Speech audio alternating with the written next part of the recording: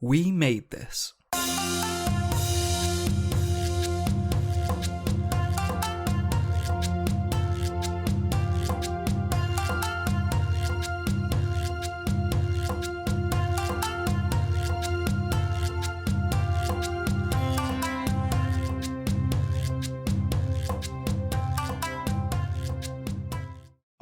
Doing good. Welcome to the Japan on Film podcast. I'm your host, Perry Constantine, and today I am welcoming a new guest, and that is Ian Buckley. Ian, how you doing today? I'm doing great. Thanks for having me. I'm excited to talk to you. Yeah, thanks for coming on. So before we dive into the movie for today, why don't you tell people a little bit about yourself?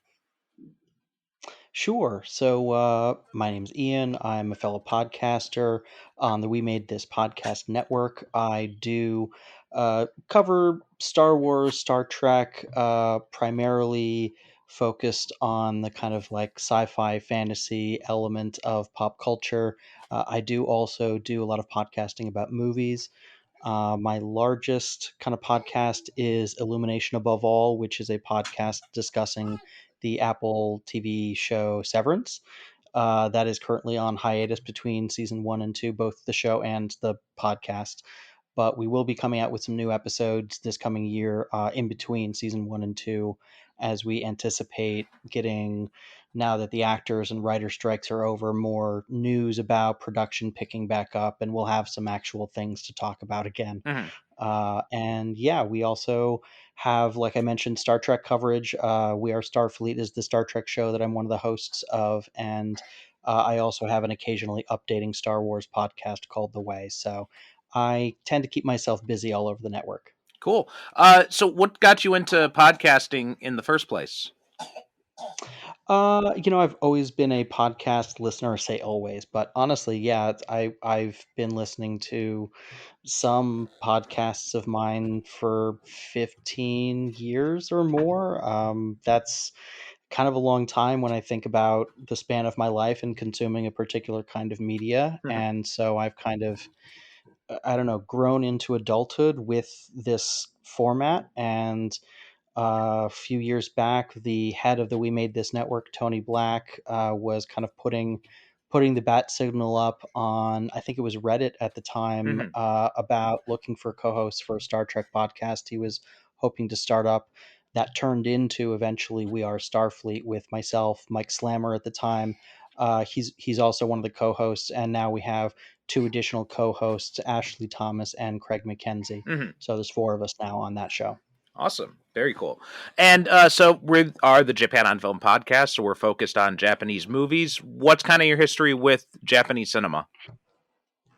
So I think, like a lot of kids grown up in the 90s, my first exposure to Japanese cinema was through Godzilla. Mm-hmm. And actually just saw the most recent Godzilla movie a couple days ago. Highly recommended. I had a blast I with it. still got to see it. Uh, yeah, it, th- that movie has no right looking as good as it does on the budget that Mm-hmm. it had. Some of the CGI is a little janky, like don't look too closely at the water when ships or Godzillas are moving through it. But honestly, it has no right to look as good as it does on that budget. And it has an actual, uh, you know, effective human story, Mm-hmm. and the marriage of the two is hard to resist. I think they did a pretty great job with it. And then, as I grew into adulthood and started getting interested in film as like an art form that I Mm-hmm. was considering a little bit more seriously, I discovered, like a lot of people, Kurosawa and Ozu and Mizoguchi to a lesser extent, but got into the kind of the classics Mm-hmm. of Japanese cinema for a while, got more into anime for a while, and yeah, Kurosawa remains one of my guys. If I get an opportunity to see a film of his that I haven't seen Mm-hmm. in the theaters before, I jump on it. That was the case with Redbeard. I had seen the movie many years ago. I'd always really liked it, even loved it, Mm-hmm. but I had never gotten a chance to see it in the theaters until just last year when I had the chance to catch a Mifune Kurosawa retrospective in New York City, and it just something about seeing the movies on the big screen just makes them grow in my estimation, Hmm. and it kind of like rocketed to the top of my favorite Kurosawa movies after that experience. So yeah, I've loved Japanese film broadly, but I'll admit, it's been narrowly focused on the kind of the bigger names Hmm. in Japanese film. So I've loved it for a long time. I've loved Kurosawa for a long time. I've loved this movie for almost 20 years now, and I'm excited to talk about it. Awesome, great. So, whenabouts did you first discover this movie in particular? Because you'd said you'd watched some Kurosawa stuff. Where kind of did this fall in your watching history with So Kurosawa? this was pretty early. It definitely wasn't like one of the first 4 or 5 that I saw, but it was not that long after. I think I started, as a lot of people do, at one point. Criterion Collection put out this 4 movie box set of like Kurosawa's samurai Hmm. cinema, and it was Seven Samurai, Yojimbo Senjuro, and Hidden Fortress. And I bought that box set and I watched all of those. Rashomon was actually the first Kurosawa that I had seen, and then I immediately bought that box set, and those were like the first 5 that I saw. Hmm. And then I think the next 2 were probably Ron and Redbeard, Yeah. and then I saw High and Low somewhere in that. Like, that first year that I discovered these movies, I Hmm. saw about 8 of them. I saw, Okay. like, a lot of the big ones, Hmm. and then only kind of revisited a few of them over and over again through the years. I mean, I've seen Yojimbo and Senjuro a dozen times. I Hmm. love those movies. Got a chance to see those in theaters. Ron, I'll watch anytime. And this one now has become one that I return to over and over again, and I find a lot of comfort in. Hmm. It makes me feel good. It certainly makes me feel a lot better than when I watch Ron. And I think I've always felt a strong emotional connection to this one, Hmm. as opposed to a lot of the others. I feel emotions in terms of excitement and admiration for like the filmmaking, Hmm. and I'm intellectually engaged. But this one is the one that consistently moves me like Hmm. to tears, Hmm. and so it's one that I keep returning to. Okay, great. Now, my history with this is just last night. This is the first time I've seen this movie. But you know what is Sure. funny is I think something about the name, something about the image of Mifune on the cover. I honestly always thought this was a samurai movie. And then when I picked it up, Sure. when you said you wanted to talk about it, I picked it up and I'm just like, oh, it's not about samurais at all. Okay, that's complete. Nope. But yeah, that was and I looked on Letterbox before to see what other people had said about this, and a few other people had said the same thing, that they had always thought this was a samurai movie before they watched it.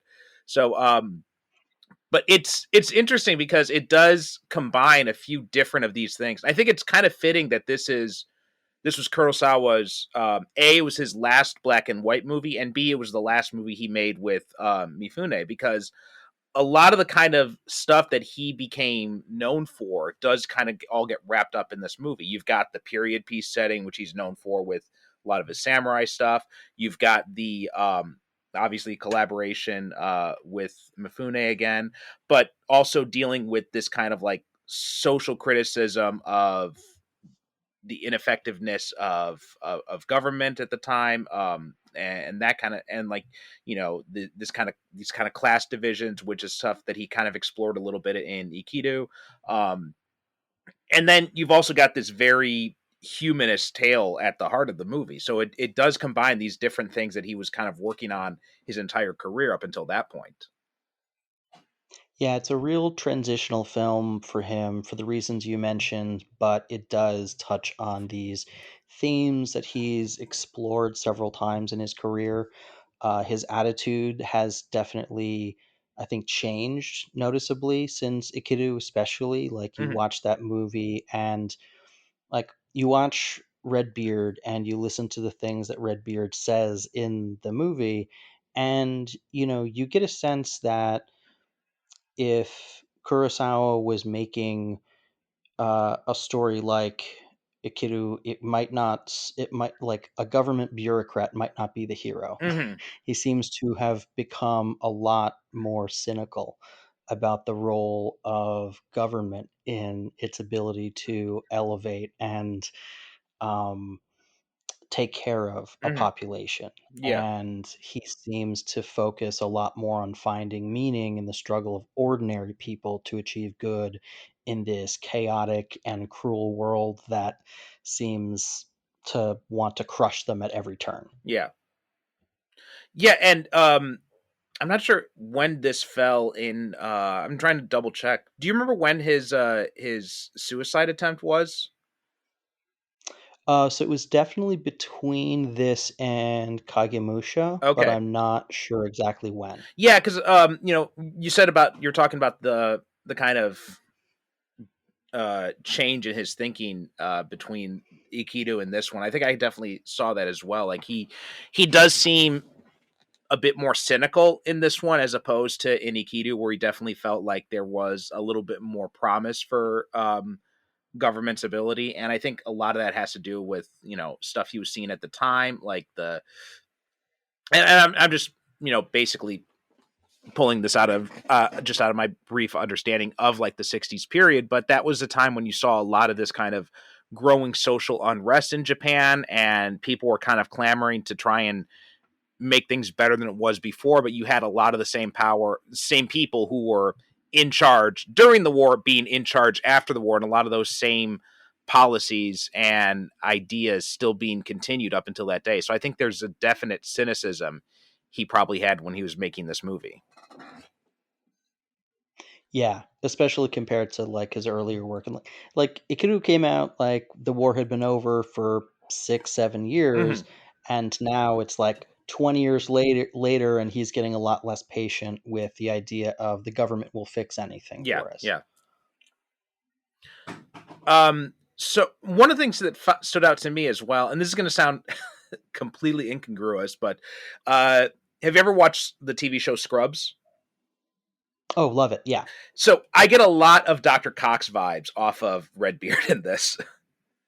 Yes, that's a great comparison. Yes, the kind of like gruff, hard on the outside, Hmm. can't really understand his methods or his means of communication, and then you realize that there's a method to all of it, that he actually cares very, very deeply. Hmm. He just has no patience for bullshit. And Right. when this young doctor first comes to his hospital, he is full of so much bullshit. Hmm. Yeah. Yeah, absolutely. That was one of, and just like that ending scene too, when the two doctors are walking together, and the young doctor whose name I'm suddenly blanking on, Yasumoto, blanked on just for a minute. Yasumoto, Yeah, yeah. um, always happens at the worst possible moment. But when he's walking with them in that last scene, and he's telling him, he's like, this is gonna be hard work. You're gonna regret this. You're not gonna want to do it." And it's just like it's like his own bizarre way of saying thank you because he can't just do it himself. Right. Yeah. No, it's this very it, it does remind you of the kind of Dr. Cox JD thing. There Hmm. can't be this honest communication of I really appreciate your commitment and your sacrifice to doing this. It's got to be this you're going to be miserable, you're Hmm. going to hate it. Like Yeah. this is a terrible decision. You're going to regret this. Yeah, and well, just like just how tough he is. Like when he's fighting off those guys when they're trying to rescue the girl from the brothel. Like that's another aspect of just like even more so than Dr. Cox, because Cox always talked about that stuff, but we never really saw him get very physical. Here, Redbeard can throw down. Yeah, I love that even in this like thoughtful, methodically paced, like deep philosophical movie, there's still got to be a classic Kurosawa Mifune action scene right smack in the middle before intermission. And what were some of the things that really kind of jump out at you that make this movie you keep coming back to? Um, I think I I've always enjoyed it on its technical merits, Hmm. and I've also always found it like I find it entertaining. Like, yes, it's a little bit long, and no, I don't think like in terms of narrative, like every single thing in the movie is like working for me Hmm. 100%. We'll get into that, but so much of it I find effective on a purely emotional level to a larger extent than I think any other certainly, that I've seen so far of Kurosawa's films. I think I've only seen maybe half of them. Hmm. So, 14, 15 or so. He made like 30. Hmm. So, it's possible that there's others out there that I haven't seen yet that will, you know, rise to the level of like emotional effectiveness Hmm. that this movie does for me. But I think also as I've gotten older, it's one that when I revisit, like it affects me more Hmm. and in different ways than when I was younger. Like when I first saw this movie and I watched the scene of Yasumoto, bearing witness to this old man dying of cancer. It was an effective scene. It's beautifully shot, and Hmm. it's horrifying, and it's moving in an abstract way.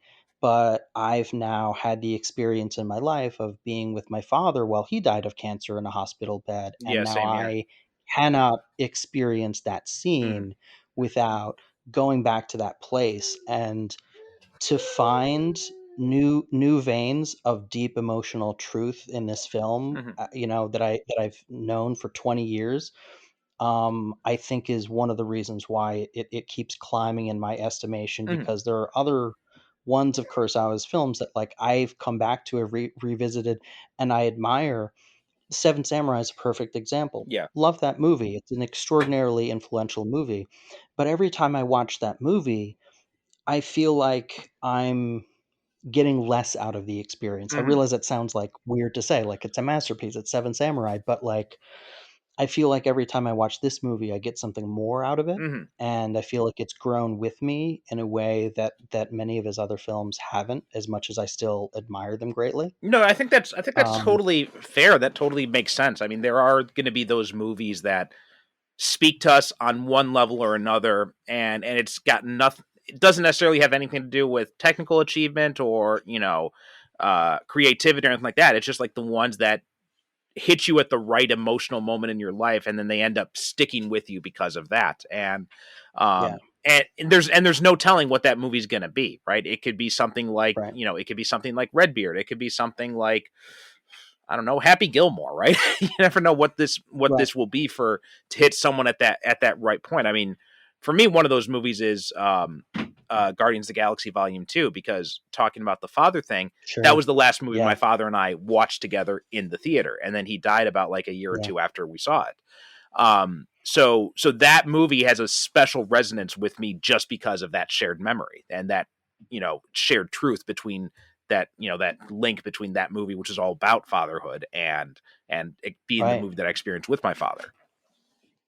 Absolutely. And so much of Kurosawa's work, like in Ikiru, is about like how to be a good person. What Mhm. is it to be a good person? What is it to know what the right thing to do is and then do it in an increasingly chaotic and hard to navigate world. And I think that that is one of the themes that this movie has, that I keep wanting to come back to in a Mhm. world that seems increasingly hard to understand. Is it's about good people in impossible circumstances trying to do the most good in the world that they can, like Mhm. trying to do everything that's in their power, like to learn how to do the most good in the world and then actually do it. These are themes that I feel like, unfortunately, are always going to be relevant, and they're also themes that I feel increasingly like I have to come back to and revisit for my own sanity. Yeah, yeah, definitely. Um, and there's so much of that stuff in this movie, like just like dealing with the kind of impossible situations. I think that's why maybe I think I like Ikiru a little bit more than this movie, because in a lot of ways, like Ikiru, I can watch it and I can feel good about what I'm watching because there feels like a definite push to make things better. But I watch a movie like this and I just get so angry at the situation that these people find themselves in, and just like and Yeah, I know the whole point of the movie is that you're watching these that you're supposed to watch these doctors struggle in this situation. You're supposed to understand how difficult their life is, and I think that's maybe almost too effective because it just ends up making me very angry at the situation. yeah, and I think it's reflective of Kurosawa's frustration and Mhm. anger at a world and at a society that he felt increasingly unable to, um, in which he felt it was increasingly impossible to effect meaningful change Mhm. on a large systemic level, which is where he saw all of these problems. I mean, Redbeard himself says in this film, like, half the people here wouldn't be sick if they weren't poor. Yeah. Like, if poverty, like if poverty wasn't a thing, if we took meaningful action to eradicate or ameliorate at the very least widespread Mhm. poverty, there'd be just much less illness. And so many of these illnesses are illnesses of the impoverished, and treatable things Mhm. that someone of means can sort of take for granted, and maybe they can have a doctor like Redbeard come to their estate and treat them, and they'll have an affliction that only affects people who eat too much, who Mhm. have too many resources, such as the government official that he visits in this film. Right, yeah. And all of these people who have so little are just in this crushingly, yeah, depressing to watch situation. But I think that what gives me comfort when I do watch it is that extreme contrast. Like, these people are so destitute, Mhm. and there's so little sunlight in their lives, and seeing how dedicated these people still are Mhm. to trying to doing their best to make some small difference. Like, don't get me wrong, Ikiru is right up there with me in Mhm. terms of, like, my favorite Kurosawa films for exploring a lot of the same thematic Yeah, ground. yeah. But yeah, for some reason, it's that extreme contrast for me in this movie of things are so awful, and Mhm. yet they still do their Yeah, best. yeah, yeah. And I think that's another thing that makes me angry about the situation in this movie, because this movie was made in 1965. It was about a period in the 19th century, and now watching it, it's 2023 at the time that we're recording this, and it's the exact same shit is still there, and it is very frustrating because it feels like we've almost been making things worse, because now we've got the kind of extreme where we do have a situation where we literally could cure poverty if we were willing to do it, but we don't. Right, right. Because it's hard, because it's not easy, Mhm. and it's so much easier to do the other thing. Yeah, yeah. Um, Now you talked about some points you wanted to criticize about this, and I want to get in that too. I mean, one of the things I think of, and this is both an admirable thing, and it's also kind of a thing that where I think Kurosawa's ambitions got a little bit of ahead of himself in this movie, because he had spent so much on this movie, and he had had these sets meticulously constructed to the point that they had actual period accurate medicine in the cabinets, and they had built Yeah, this whole the town. drawers were full. Yeah, the drawers were It's completely crazy. full. The Yes. drawers were full. And you fill the set with, like, the set was meticulously constructed with pieces that were actually around at that time period, so they wanted to get it as authentic as possible. Like, he wanted to make sure that the interior of the hospital used the exact same kind of wood that they used back then. And honestly, there gets to a point where it's like, dude, tone it down a little bit. You don't need to be that accurate in it. I don't disagree. I mean, as a film nerd, like, I want to say I love all that stuff. I love his impulse to want to do all of these things. Mhm. I feel like there is an element of obsessiveness Mhm. to some of his insistence on, like, to me, the line is like, you you don't have to have all those drawers actually full of Mhm. stuff. Really, truly, you don't need to do that.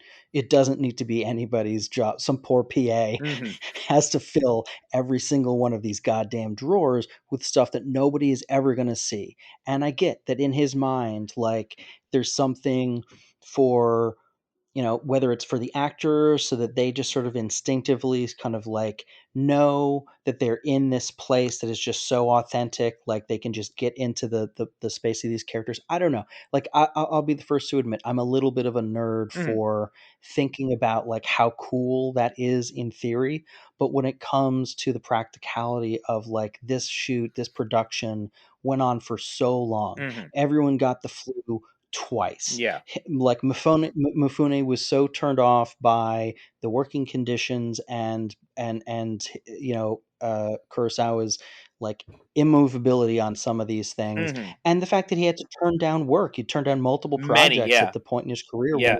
he was at the peak of his career, Mhm. and he had to turn it down for this film. And look, I'm going to say, as someone who loves this film, worth it. Whatever Mhm. you were going to do with those other directors wasn't going to be as good as what you did here. But I understand Mhm. the frustration, and I understand why it ended their relationship ultimately, their working relationship, and it seems their personal relationship as Mhm. well, unfortunately. But like, would I have rathered Kurosawa just been like a little bit more chill on this production and gotten a few more movies with Mifune under his belt? Yeah, of course I do. Mhm. Of course I wish that. Of course I think that like he went overboard with some of this stuff, but I do think there's like a little bit of strange filmmaking alchemy at work Mhm. when you do insist on that much authenticity. I think when it does appear on screen, as it does in a film like Ron, like he was Mhm. insistent on the specificity of like it has to be these dyes and these costumes have to be woven in these ways, and like that won an Academy Award for costuming. Like Mhm. it's spectacular, but all that stuff is seen on screen.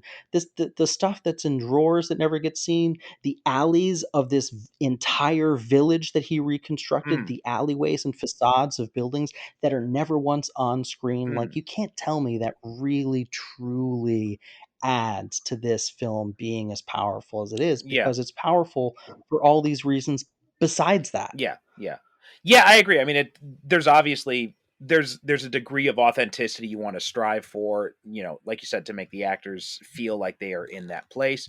And yeah, there's a definite feel to that. Like, for example, going to a historical site or something and seeing it in person versus just reading about it or seeing pictures of it. Like seeing it in person, there is a different feel to that. So yeah, I can definitely assume that would also affect the way that the actors perform in those types of situations, where if you can see the slats holding up the cardboard set, it's a little bit harder to get lost in the moment as opposed to if it's a real Right. building you're in. So yeah, I could definitely understand that. Right. But yeah, there's also a moment when you're just like, lay off the PAs or some poor intern who's got to fill all these drawers up and then has Yeah. got to take it all down. Like there's a lot of stuff they had left over as a result of this stuff that was just never even photographed once. And so Right. y- Yeah. yeah, Never used. and yeah, and I think I side a little bit more with Mifune on that. I mean, I definitely understand where he's coming from, especially the whole fact about, it's not like actors in Japan aren't like actors in America, where like Tom Cruise could buy probably has several islands in his portfolio, but Mifune was more or less pretty much just a working actor, so he needed that work coming in. So yeah, I think Yeah. there's also and this is a problem that some of the greats have had, where you kind of feel like, and they're so amazing, but at the same time, I don't know if I'd want to meet some of them because some of them seem like total assholes, and I get that Some of sense. them seem like they could be intense to work with. Yeah, Yeah. I mean, I could definitely see that with Kurosawa to a certain extent. I think like Yep. Kubrick, I think would have been a nightmare to know. Yeah, Kubrick has the reputation of being in his personal life quite nice, but on set, very demanding. Hmm. Knows exactly what he wants. Kurosawa's the same way. It's like, nope. I have a laser focused vision of what this project needs, Hmm. on every single level. Very few directors think or work like that.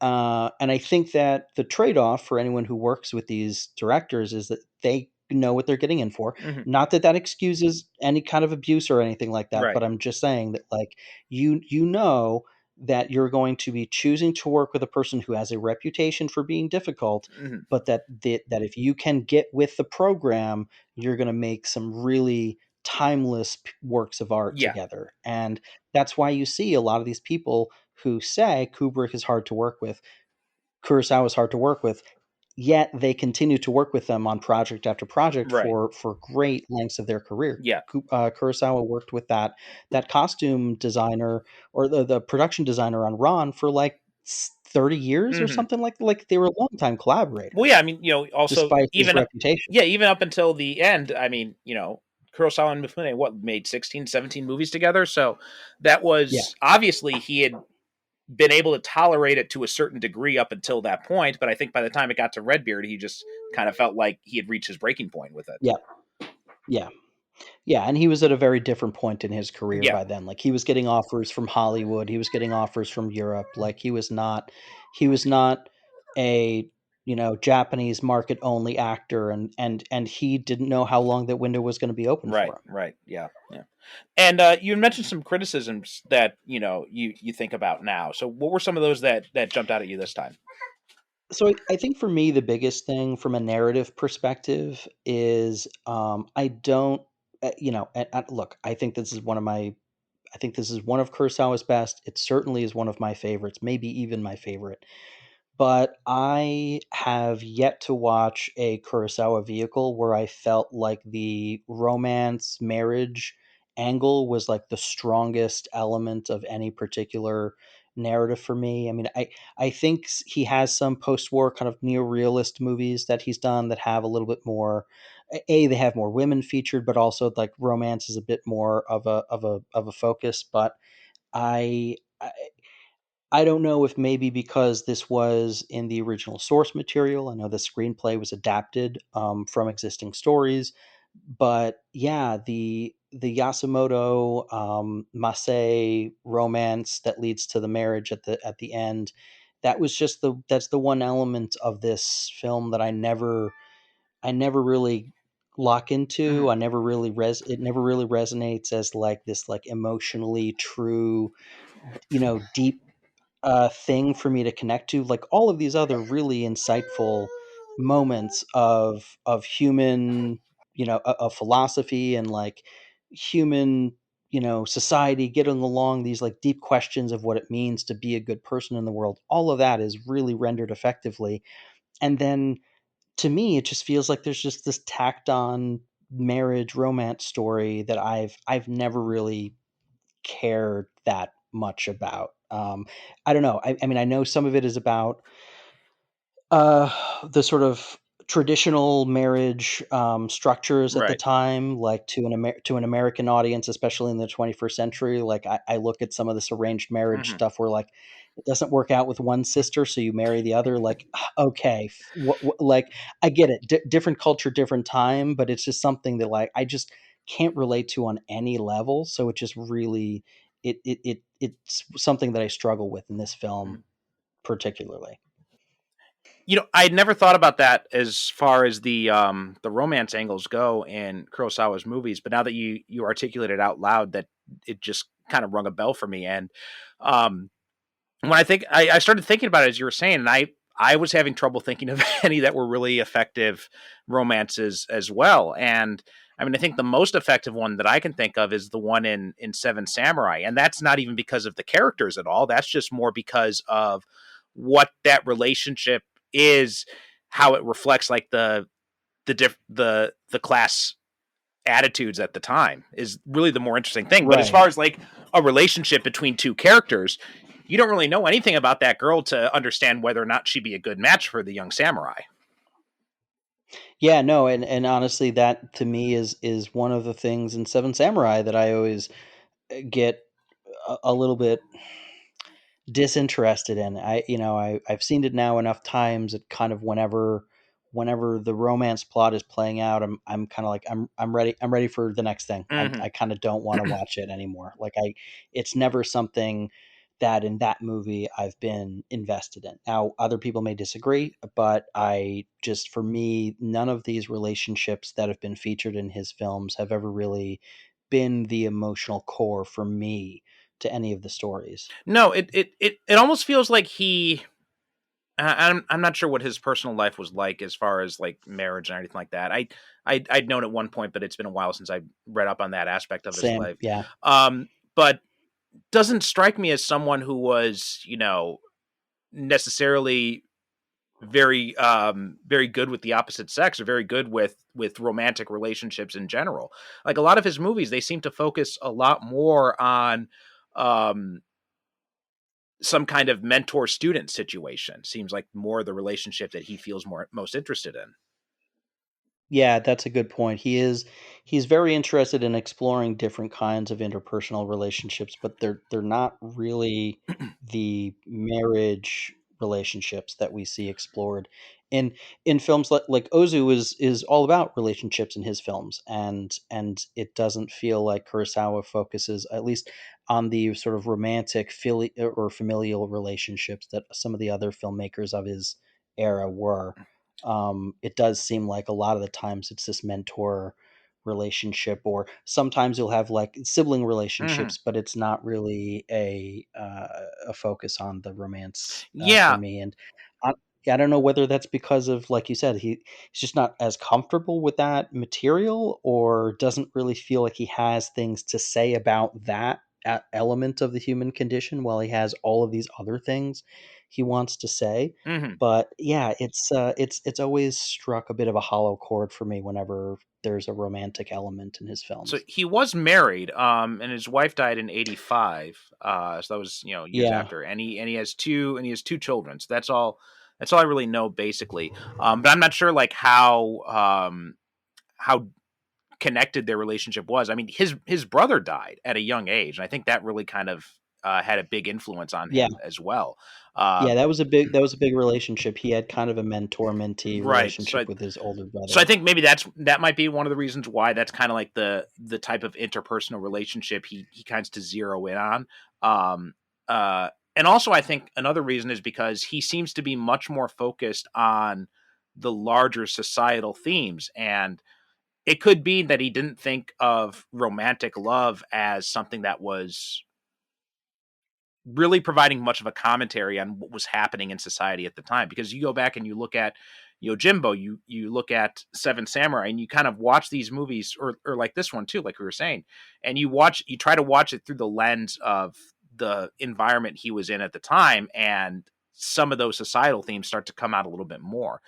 And maybe he just felt that romantic love wasn't something that was giving him the kind of focus that he wanted for his themes. Yeah, I mean, the most notable marriages that I can think that he depicts are High and Low, which is a fairly straightforward marriage, but it's also this kind of largely pretty traditional, like at least in 1960s Japan marriage, Mhm. and so like the focus is much more on Toshiro Mifune's character and what he's going through in that story. And like the wives in like Ron are especially the one is really important. Mhm. And Throne of Blood, because it's Macbeth. Lady Right. Macbeth Yeah. is that marriage is important, but that is not a love story by any means. Right. So yeah, it doesn't feel like I get a lot of interest from Kurosawa in that side of human relations. Yeah. But I also At least in film. no, yeah, absolutely. And I'd had this similar reaction to the romance in here. It didn't really do a whole lot for me, especially the and yeah, the because I did have a moment of thinking like, wait a minute, she's her sister. So what? And it did feel, but then I remembered, yeah, the time period of the time, but still, I feel that the way that story is resolved feels a little tacked on. Like, it's the sister who Yeah. brings in the nuptial cups, and then he's like, "You're Chigusa, right?" She's like, "Yes." He's like, "How's your baby?" And then after that, they're like, "Oh, okay, everything's better now." It does feel like a very neat, pat little scene in there. Yeah, and I get that, like, some of it is about, like, the tradition of the time, and, like, there's a lot of significance in just literally acknowledging someone's Hmm. existence in a circumstance like that with these complex social dynamics of the time.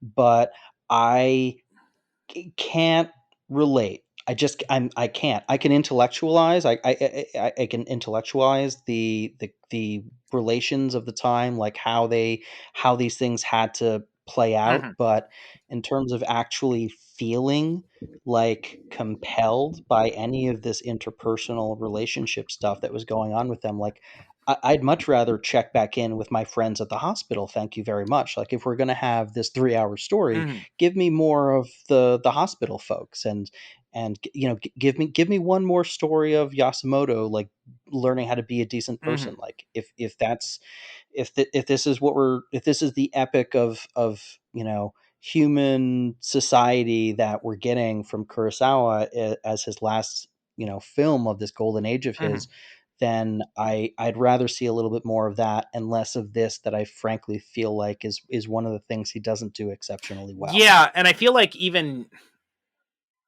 for Kurosawa, it does kind of feel like he is a little bit anxious to get these scenes over and done with, like almost like he feels like he has to put them in some way, because it doesn't feel like he's very interested in making them very intriguing towards us. Yeah, I feel like there's the least going on in terms of his personal philosophy being expressed. And maybe I'm wrong. Maybe there's something that he is trying to express through his engagement with these sort of like more traditional marriage, Hmm. like I don't know. I don't know if maybe there's some cultural context I'm missing, but it doesn't feel like he has as much to say about it as he does about all of these other things that we get to bear witness to. Yeah. And it does feel almost this rote kind of, well, we have to wrap this story up because we've already established that this when like we didn't really need to know. The audience never needed to know that this was an element of Yasumoto's past. Like it Hmm. gives some color to his character knowing that like he had this sort of this kind of life path that he thought he was going to be on, and it got disrupted, and that explains a little bit, Hmm. contextualizes a little bit like how he is the way he is when we start the story. But other than that, I really don't feel like it contributes that much to Yeah. our understanding of the character, to our understanding of what Kurosawa is trying to say about the human condition, and none of it is shot in a particularly dynamic or interesting way. Well, I think, So yeah, I thought one of yeah, the things that would have made it more interesting would be to kind of see things more from Chigusa's perspective, because I mean, I don't know, I can't recall if it's ever actually stated, but I kind of got the sense that, he is Yasumoto is so focused on his career that maybe he was being neglectful of this woman, and then that's why she ended up going with this taking this lover. yeah, I would also like to have seen a little bit more. Like if that was the subtext we were meant to get, then it was a little too sub. Hmm. It needed to be a little more text, I think. And also the whole reasoning for Masai, because I'm like, I don't know, if I was in that situation and my one of my siblings got in a fight with their fiance because their fiance cheated on them or something like that, like I wouldn't then go to that person and start up this kind of relationship at all. Like and again, that's probably more the Yeah, the situation of the time. But again, I would like to. I'm more interested to see exactly. like what is Masai thinking about that. Like this guy is the reason that my family's struggling right now. That my daughter can't come back, and it's and yeah, there's the part that it's like, well, my sister did do this to on her own, but I feel like there would be some complicated emotions there, and it would be a little bit more interesting to see that aspect of it. Yeah, like what on earth is going on Masai's side Mhm. of the road? Is like I get it that this her older sister, I presume it's her older Yeah. sister, like her calling off this presumably arranged marriage was like a big scandal, and like her father cut her off, pretends she doesn't exist anymore, Mhm. but would like to acknowledge her existence again. Very kind of him, because she now has a child and he'd like to meet his grandchild again. Would be totally fine never talking to his daughter ever Mhm. again, but since she had a baby, he's willing to forgive her. Mhm. Again, like so much of this sort of attitude towards marriage and men and women and like how much, you know, ownership the father figures seem to have over them. Like, it's all stuff that makes me feel so deeply uncomfortable Hmm. in as like a 21st century American dude, that like I just don't know how much of this story I could relate to. But if they gave me a little bit more of her perspective and a little bit more of a sense that she wasn't just like super happy about the way Yeah. all this turned out, like really, like like she seems enthusiastic, which again, like for someone as insightful as Kurosawa, just it feels like it rings extra false, Hmm. because I'm like, no, you're wiser than this. Yeah. Like you, like surely you have a little bit more insight than just, yeah, she's totally fine with this new arrangement. She's great. She's happy to have a new husband. Yeah. Happy to have a husband. It all feels so deeply strange in like a very kind of like, I just don't quite, I'm at an arm's length culturally from this perspective, Hmm. and I don't think that Kurosawa has done enough to bridge the gap. No, definitely not. And yeah, I mean, it almost feels like in a weird way that she's kind of like a prize for Yasumoto coming out of this to be being a good guy in the end. Like, and It does have a little bit of that feeling of yeah, like, oh, you've been a good boy. Here's your cosmic reward for yeah, being a good person now. yeah, Yeah. yeah. That whole wedding scene is just like it, it made me feel uncomfortable in a lot of reasons for all these ways, and just the way it just kind of seems like maybe curls it honestly, and it does feel in some ways that maybe it that like, oh, we're already way over production, we got to kind of wrap this thing up now. Yeah, it's like, "Oh, time to Hmm. go. Time to go, guys. Yeah, we've been at this for 2 years. It's time to go." What were some other things that you wanted to talk about in this?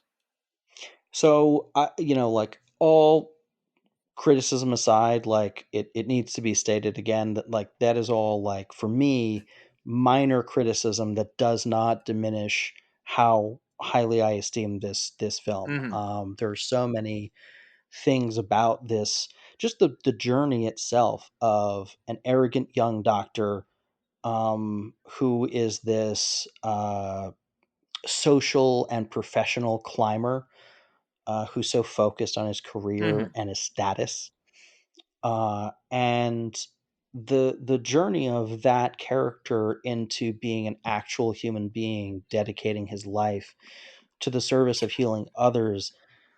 It always moves me, Hmm. like that particular kind of hero's journey, the journey from being kind of shitty to being kind of good. Like, you mentioned a sitcom that I love, Scrubs. Another one that I love is The Good Place, and that Hmm. that is an entire like like metaphysical journey from being like different flavors of shitty people Hmm. to like these fully well-rounded, actualized human beings. And this has that same kind of journey, and Hmm. this it's this like epic of the human soul. And it's not a, action packed movie, although it has that great action Hmm. sequence in it. But it is a movie that has a lot of characters wrestling, of this particular character especially, wrestling with themselves, Hmm. and doing kind of psychic battle with their own, with these shitty little parts of themselves that need to be addressed head on. Right. And that requires its own kind of bravery and its own kind of heroism. Hmm. So it's a little bit of a different view on what it means to be a hero than we get in some of Kurosawa's other films. But I love it so much because of how personal it is, and how, he uses like his full arsenal of, visual and sound techniques. This is a wonderful sounding movie too, um, to tell the story. And so like there's all these striking like visual elements to it, like so many wonderful, wonderful shots and sequences. And the lighting in especially the sequences where like Yasumoto is like tending to the dying man, or tending to this girl that they've rescued from a brothel. It's all these like very, very dimly lit scenes with like the the faces and the eyes only lit and in close up, and these like the beads of sweat on the face. It's just like richly textured visual film, Mm-hmm. and it has these moments like the with the dying man that I mentioned already. The young 12-year-old who they rescue from the brothel, she meets this little thief, this little friend of hers, and at one point his family all takes poison because of the shame that they've experienced at him being caught stealing.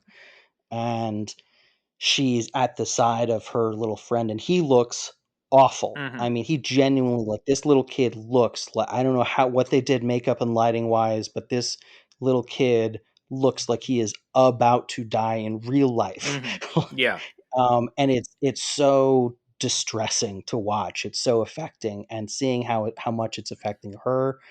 And she has this moment where she runs out to scream down into this well, Mm-hmm. and all these other women who work at the hospital are doing this too, the washerwomen, and they're all doing it to call his soul back from the afterlife, Mm-hmm. to save his soul, to save his life. And he does survive, but the minute she hears that that's what they're doing, when she runs out and she screams down that well, I'm getting emotional just now thinking Mm-hmm. about it. It's a moment that always really, really, uh, like, right to my chest it goes. And it's capped off with this incredible shot where the camera goes down into the well, and you see down in the water all the reflections, and there's no camera. I have no idea how he does this shot, but it's incredible. And so, like, I love the marriage so frequently in this movie of incredible technical achievement with really deeply resonant emotional moments. Mm-hmm. And there's several things like that throughout the film. I could call out a few more, but like that's at its core, like, those are the reasons why this movie means a lot to me, Mm-hmm. why I love it so much. Yeah, and that 12-year-old character you mentioned, Otoyo is her name. Otoyo, yeah. She was not part of the original story. So I think a lot of the criticism that we had about the Masai story, it might be more down to the original work, because you see how Kurosawa handles Otoyo, and it feels like he's much more invested in exploring her character and her situation, and that he doesn't really care about Masai and all that aspect of it. Yeah, it almost feels like Masai is, she plays this role at one point when she delivers this fresh kimono to Otoyo, because she notices that they're tattered. Mm-hmm. And Otoyo, recognizing that Masai and Yasumoto have some kind of connection, that she's potentially a romantic interest of his. Mm-hmm. She's 12 years old. She's you know, f- as Redbeard pointed out, like, she is at the point in her healing process, which is a very moving and insightful comment of Mm-hmm. his.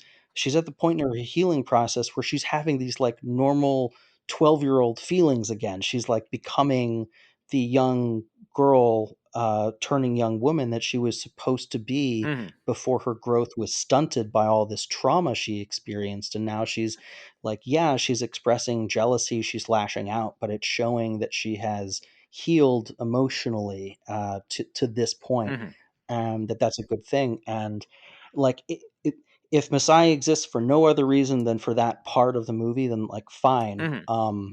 because it is a really emotionally resonant aspect of her of Otoyo's Mm-hmm. healing process. But yeah, like, all of the care that Kurosawa takes with this character, with her with her budding friendship with this little boy, and how much love and compassion that she is then shown to be capable of once she is healed. Mm-hmm.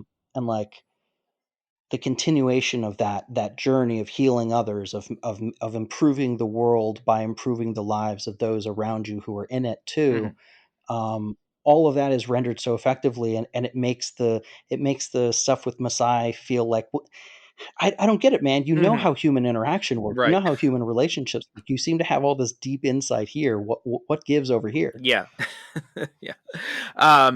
But yeah, I think that's a good point to end on. I mean, I think my ultimate summation is that um I'd have to watch it again to know whether or not I prefer it to Ikiru. But at this moment, I'm leaning a little bit more towards Ikiru, although you've given me a lot of stuff to think about with it. Another thing is, I think maybe this is maybe just a little bit too longer than it needed to be. I think we could have shaved away some stuff on the margins to cut it down to. I don't disagree. Mhm. They do at least give us an They do, intermission. yes, There's yeah. that. Mhm. It's not like one of these modern 3 or 3.5 hour movies where there's no intermission. You're staying in your goddamn seat. Yeah, that's one of the things. Like, if they're gonna have more of these 3-hour movies, then bringing back the intermission seems like a good idea. Yeah, you can sell more concessions. It Exactly. seems like a no-brainer. Absolutely. All right, Ian. Well, thanks so much for coming on, and why don't you tell people where they can find you? Yeah, like I mentioned, I'm part of the We Made This network. I co-host a Star Trek show called We Are Starfleet. I co-host a show about the show Severance called Illumination Above All, an occasionally updating Star Wars show called The Way. I also pop up on Movieversaries, which is a movie kind of retrospective show where we look at films that have come out 10, 20, 30, 40, 50 years ago, 60 years ago. We covered Ikiru actually last year. Yeah, we just celebrate films on substantial anniversaries, and I'm a regular guest on that show. So if you like hearing me talk about movies or think you might like hearing me talk about other things, just search for Ian Buckley on any of those shows or anywhere on the We Made This network, and I should pop up. I don't really do social media, unfortunately. You're smarter than most of Fortunately, us. who are we kidding? Who are we kidding? It's fortunate. I don't know why I said unfortunately. That's a Yeah, lie. you're Thank definitely God smarter I than don't us. do social media. I may at some point actually do some. I technically have a Blue Sky. I've never actually set it up, but I did get an invite, so I might do that at some point. But I'm not really anywhere else. Okay. All right. Well, guys can check that stuff out in the show notes. As for us, japanonfilm.com is the website. Japan on Film on the socials. Mostly these days, that's Instagram, that's Blue Sky, and Threads. Not really so much on Twitter anymore. And if you're interested in my comic book project, which is still available, that's Paragons of Earth, and that is at crowdfunder.com/paragonscomic. That's crowdfunder.com/paragonscomic. So please go ahead and check that out. And as always, we are supported by the We Made This network, so listen up for what's coming up next after the credits. The Japan on Film podcast is produced by me, Perry Constantine, in conjunction with the We Made This podcast network. Visit japanonfilm.com for show notes, episodes, merchandise, and information about being a guest yourself. You can also reach out to me on the website's contact form if you have questions or comments about Japanese movies or the show itself. Follow me on Twitter and Instagram at JapanOnFilm. If you'd like to help support the show, you can donate at japanonfilm.com, wemadethisnetwork.com, or by leaving a review on Apple Podcasts, Spotify, or wherever you get your podcasts. You can find links with information about each guest and join the discussion on the We Made This Discord in the show notes of each episode. And now, listen to hear what's coming up next on the We Made This network.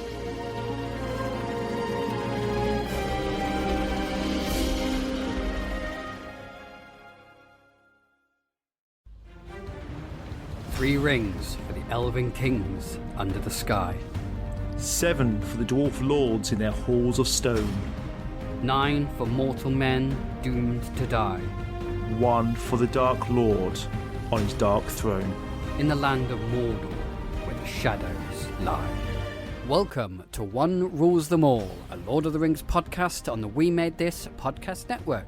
Myself, Luke Winch, and my co-host Baz Greenland will be exploring the new Amazon Prime series, The Rings of Power.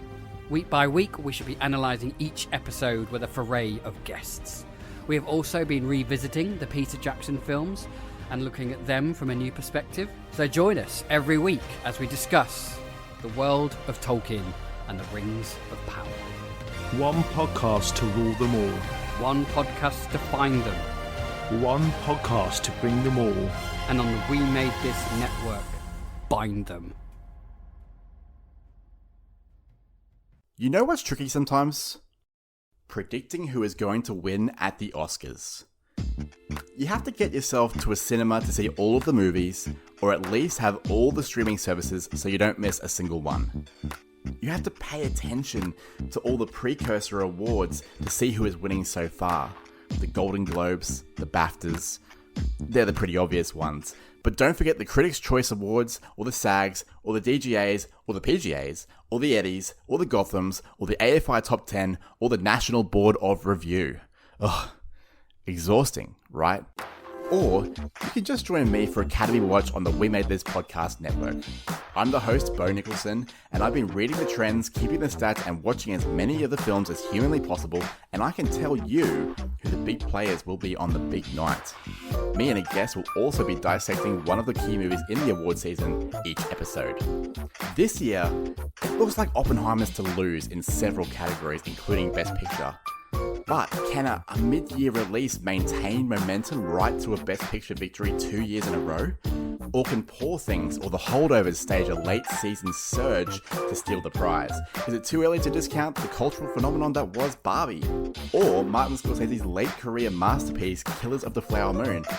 And what about the critical darling Past Lives? Whatever the movements are across the various precursors and throughout the season, you'll have the best available information if you subscribe to Academy Watch wherever you listen to podcasts.